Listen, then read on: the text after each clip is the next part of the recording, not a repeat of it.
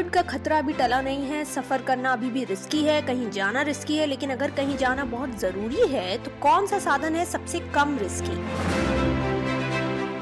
Experts की माने तो हवाई जहाज यानी एरोप्लेन्स में कोरोना से जकड़े जाने का खतरा सबसे कम है। हालांकि प्लेन्स में सफर करना काफी महंगा होता है, लेकिन जो यात्री फ्लाइट्स अफोर्ड कर सकते हैं वो इसके अलावा कुछ और नहीं सोच रहे। हालांकि यहाँ हम फ्लाइट के आर्थिक पहलू की बात नहीं करेंगे, हम बात करेंगे आखिर क्यों प्लेन में कोरोना के फैलने का खतरा कम है, आखिर यात्री तो उसमें भी आ जा रहे हैं। कई तस्वीरें हमने देखी हैं जिसमें प्लेन खचाखच भरे हुए हैं, लेकिन क्यों इसके बावजूद प्लेन से सफर करना कोरोना काल में कम खतरनाक है। यूएस डिपार्टमेंट ऑफ डिफेंस ने एक स्टडी के जरिए बताया कि कोरोना के खतरे को फ्लाइट में HEPA एयर फिल्टर्स के जरिए कम किया जा सकता है। ये एयर फिल्टर्स जो केबिन की हवा को हर 2 मिनट में रिफ्रेश करते हैं। मॉडर्न एयरक्राफ्ट केबिन में हर 2-3 मिनट में नई और ताज़ी हवा जगह बना लेती है और ज्यादातर प्लेन्स में एयर फिल्टर्स लगे होते हैं जो 99.99% एयर पार्टिकल्स को अपने अंदर कैद कर लेते हैं और प्लेन में जाने नहीं देते।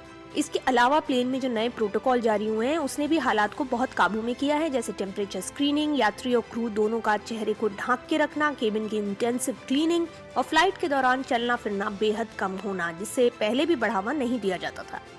हवाई जहाज बनाने वाली 3 कंपनियां एयरबस, बोइंग और एम्ब्रेयर ने एक संयुक्त रिपोर्ट जारी करते हुए कहा कि जिस तरह एयर फिल्टर्स की वजह से एयरक्राफ्ट में हवा के बहाव को कंट्रोल किया जाता है, उसकी वजह से वायरस के फैलने का रिस्क कम होता जा रहा है।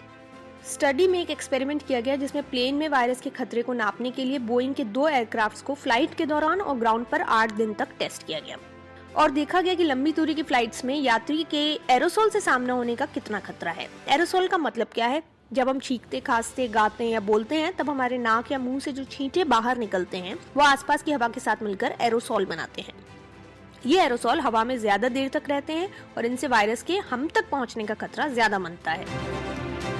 एरोसोल छोटे छोटे छींटों से बनते हैं क्योंकि छोटे ड्रॉपलेट्स हवा में ज्यादा दूरी तक पहुंचते हैं क्योंकि वो भारी नहीं होते। तो बोइंग के एयरक्राफ्ट में इन्हीं एरोसोल के खतरे का परीक्षण किया गया। एरोसोल को प्लेन में सफर कर रहे संक्रमित मरीज के आसपास फैलाया गया और पाया गया कि सबसे ज्यादा खतरा उसी यात्री को है जो मरीज की रो में लगी सीट पर बैठा है। ये भी कहा गया कि अगर संक्रमित व्यक्ति को 12 घंटे की ऐसी फ्लाइट में बिठाया जाए जो पूरी तरह खचाखच भरी है, तब भी अगर मरीज ने मास्क पहन रखा है तो उसके सांस लेने से निकलने वाले महज 0.003% एयर पार्टिकल ही संक्रमित होते हैं। यही नहीं, संक्रमित होने का खतरा लंबी दूरी की फ्लाइट में ही ज्यादा है। बोइंग की रिसर्च के मुताबिक कम से कम 54 घंटे की फ्लाइट में मरीज के साइड में बैठने से संक्रमित होने का खतरा बनता है। लेकिन इसका मतलब ये कतई नहीं कि फ्लाइट में हम लापरवाही बरतें। मास्क पहनने जैसे जरूरी निर्देशों का पालन करते रहना होगा। इसके अलावा फ्लाइट के शुरू होने और उसके खत्म होने के बाद सावधानी बरतना ना भूलें। मसलन फ्लाइट के लिए लगने वाली लाइन में कोताही ना बरतें। इसी तरह फ्लाइट से उतरकर टैक्सी में बैठने या घर के लोगों से संपर्क करने में आपने अगर लापरवाही की तो कोरोना से बचना मुश्किल है। इसलिए जरूरी है कि आप इन सब बातों पर ध्यान दें। कम खतरे वाली जगह और ज्यादा खतरे वाली जगह यानी हाई रिस्क और लो रिस्क दोनों जगहों के बीच के अंतर को समझें और उसी तरह सावधानी भी बरतें।